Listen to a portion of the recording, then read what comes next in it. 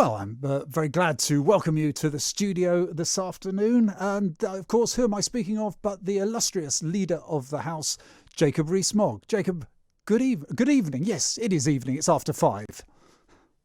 Sort of, yes. And good evening. And thank you so much for having me on. What a pleasure it is to see you and talk to you. Well, we're delighted to have you. But look, I know I invited you on to discuss, if you like, the prospects for global Britain and what the budget was really saying about that. But it would be remiss of me, obviously, not to briefly touch on the story that's leading the news today on, of course, the NHS pay row, which has pretty much dominated the headlines for the day. Now, it makes uncomfortable reading for the government, the 1% pay rise. However, I was trying to look between the lines at statements that appear to be coming from the government. They seem now to be leaving a little bit of wiggle room to increase that 1% offer. Am I misreading it? Is that a sense of optimism, perhaps on behalf of the NHS staff that shouldn't be there? Or how do you see it? Well, I think the first thing to say is that the whole country is grateful to what the NHS has done over the last year. It's faced, I think, the biggest challenge in its history, and it's risen to the challenge and has saved countless thousands of lives and has been instrumental in ensuring that there's been a good response to the coronavirus. And people have worked extraordinary hours, they have worked with a degree of uncertainty, and so on. And the rollout of the vaccine has been really very remarkable. And that's why the government made an exception for the NHS anyway, so that there will be a 1% increase for the NHS when other public sector workers are going to be seeing their wages frozen unless they're lower earners, and then they'll get a £250 a year pay rise. But in the public sector, people are losing their jobs, the self-employed are finding great difficulties, and these are the people who pay the bills after all. So the NHS is being treated better than other parts of the public sector.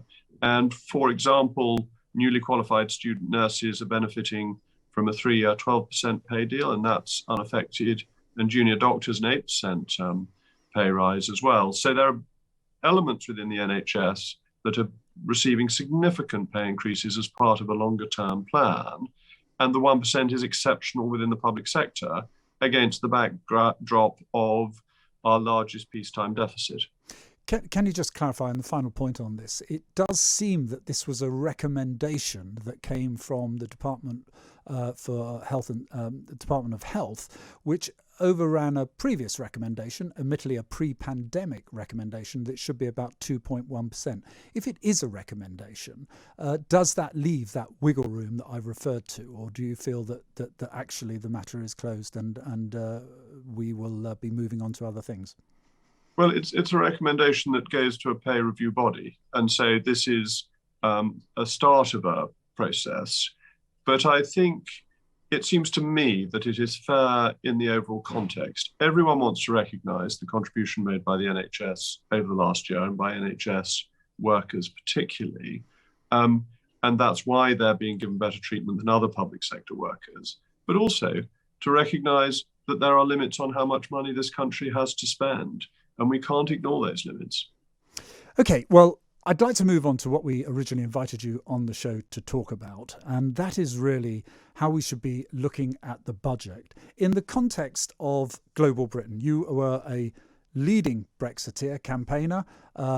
We often heard about the opportunities of a post-Brexit life for Britain, and it was just before the pandemic, back in February, that Dominic Raab, the Foreign Secretary, defined, if you like, what global Britain was when he said in the House of Commons that it would be a champion of free trade and Britain as a force for good in the world, and as an ally in Europe. Now, of course, that pandemic has changed the world, and the budget this week told us just how much it had cost and changed Britain. So with now new taxes on corporations, the limiting of individual tax thresholds, and things like the reduction in international aid, is the budget a retreat from a global Britain ambition, or has it set the stage to be ambitious for a global Britain? Well, I think the budget has to be seen in the context of all that the government is doing, and it's not just the budget in isolation.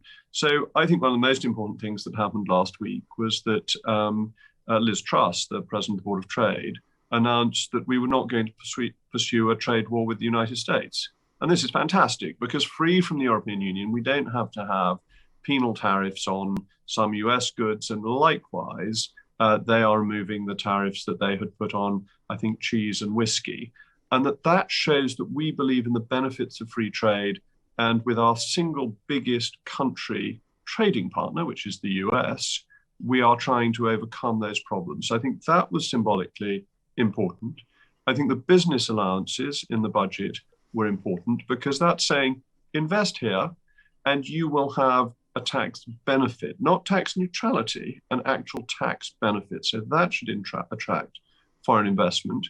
And I think, though this is a foreign policy matter rather than a treasury matter, offering passports and a route to citizenship for the British nationals overseas in Hong Kong is potentially really exciting in showing how open and outward looking we are, and potentially attracting some of the best business people in the world to come to the United Kingdom. So no, I think we are really looking to make our living in the world, and that's part of the Brexit benefit.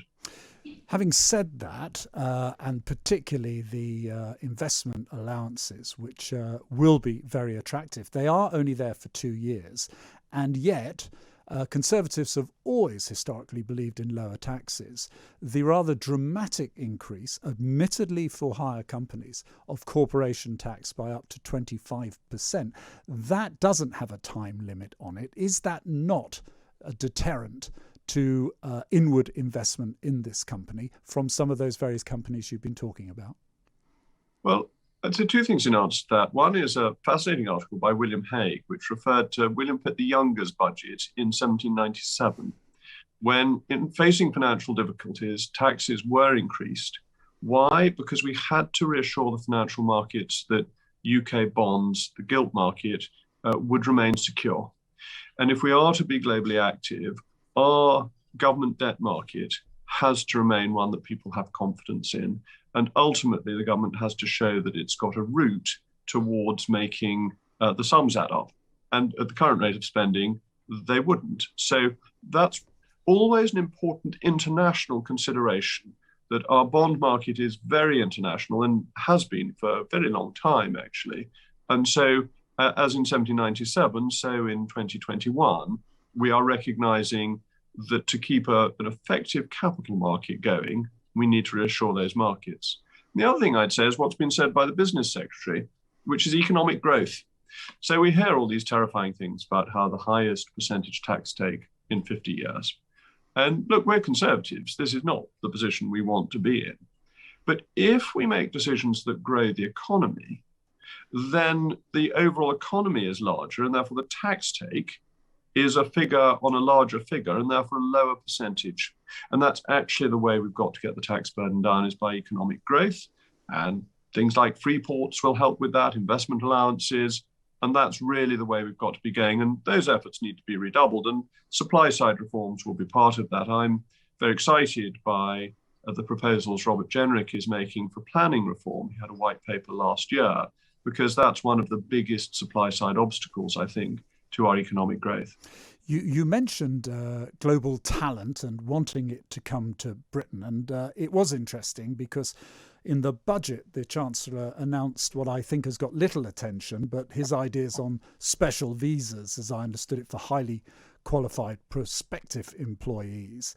And I noticed only yesterday that the Home Secretary, Priti Patel, has tweaked the list of approved professions that could come into the country, i.e. increasing the opportunities for people to come to this country through immigration to work here. Now, is actually effectively saying, well, we are going to look to increase numbers in immigration. Is that actually taking back control or not? Or should we take comfort from the fact it's a case of we shouldn't worry about the numbers of immigration, it's the contribution and controlling the contribution of those people who want to come to this country so it works for our economy? Well, first of all, I think we should always contextualize this by recognizing that people who've come from Europe have worked extraordinarily hard, and they're people Conservatives should admire. They've decided to travel hundreds of miles to a country where they don't always speak the language to better themselves and their families. That's admirable, and we should never, in the context of an immigration debate, appear to criticize them for their worthy ambition. But what I think our voters want is control of this system and fairness for our least well-off. And what we were doing to some extent in the European period was draining Eastern European countries of some of their most able people who came here to carry out some of the least well-paid jobs in our country. And that made it harder for our least well-off in the United Kingdom, who found that their route to the jobs ladder was made more difficult to follow. If we have taken back control, as we now have, then to allow people to come in who are going to be working in extremely valuable jobs boosts the whole economy. Nobody ever complained about people coming to work in the City of London from all over the world who were earning hundreds of thousands of pounds. That never created any problems with people working in the city who felt they were losing out, because it created a bigger, more effective, richer City of London. And that's where we need to be focusing our visas on people who bring something to this country that people within this country can't necessarily already do. So I think it is genuinely taking back control. And I think this country is very welcoming to visitors from overseas and people who want to migrate here. But there was a feeling that it simply wasn't fair on the least well-off, whose wages were being falsely deflated by cheap labour coming from Eastern Europe. But the other side of the immigration issue is that whilst I don't take any issue with what you've outlined there, most people are seeing that the government are struggling to get control with those people who are either being trafficked or trying to come into this country in their boats.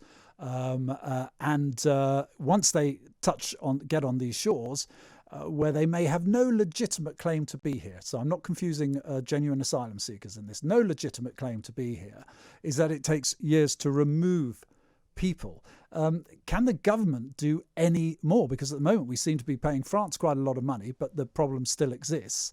And we seem limited in what we can actually do to try and stop more people coming into the country this way.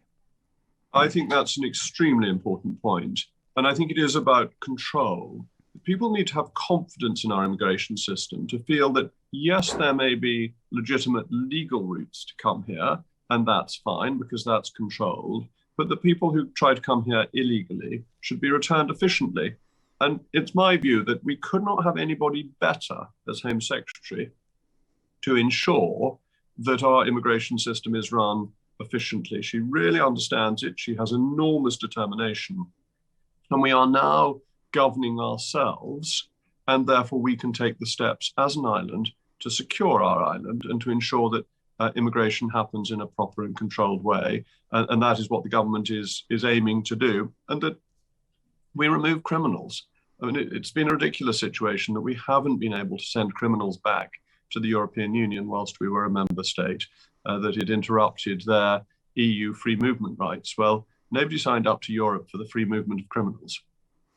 Surely on the, just one point on the immigration issue, for people who come into this country, shall we say, illegally and knowingly illegally, is it not right that the law should allow a judgment to be made on their right to stay in this country, in part considering how they got into the country? When I was an MP, I used to have people come into my office who would freely acknowledge that they had entered the country twice, if not three times illegally, and then expected me as a lawmaker to back up their right to stay in the country. But I'm not sure the law allows for that at the moment.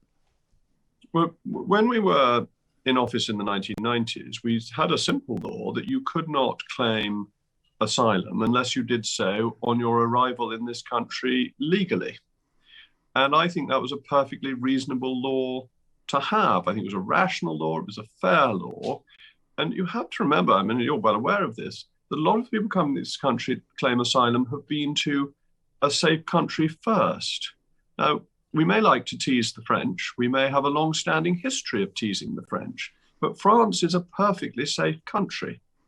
And therefore, once people have got there, they should not be coming to the UK to ask for asylum. It's why I actually very much liked David Cameron's scheme to take Syrian refugees directly from refugee camps, because they hadn't got to a safe country and they deserved a place of safety. And I think that was a better approach. But if you are open to those who are most at risk and you have routes for those who are in greatest danger, then I think you can be really tough on those who are coming in illegally, not least because those who are coming in illegally are providing the profits for some really nasty organized criminals. When I lived in Hong Kong, they were called snakeheads, which I've always thought is a very good name for people traffickers. It sounds entirely appropriate. Frankly, it sounds a bit too soft to me. Look, one final thing, in your role as leader of the House and your huge parliamentary knowledge, at the moment, we've now got a national roadmap as to how we expect the country to get back to normal.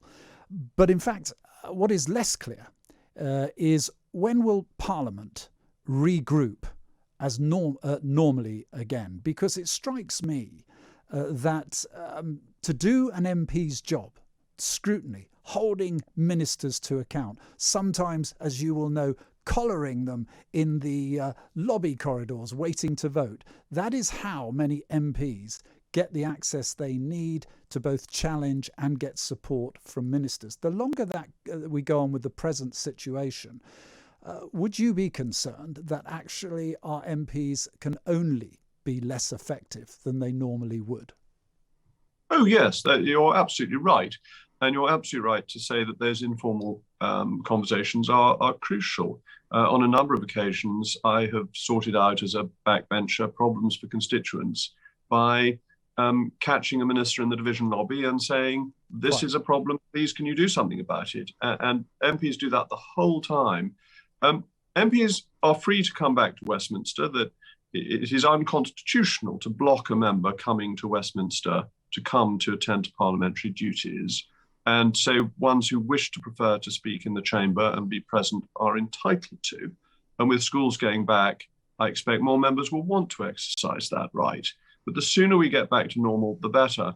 What I said in the House on Thursday was that it would be ridiculous if nightclubs were open and the House of Commons weren't back fully. And the Speaker is very keen to reopen too. He is going to set out a roadmap on Monday after the Commons Commission has met. And I would expect that the House will follow the general roadmap. But as I say, if people are bopping away in nightclubs or whatever they do in nightclubs, surely the House of Commons should be full and should be making its usual noise.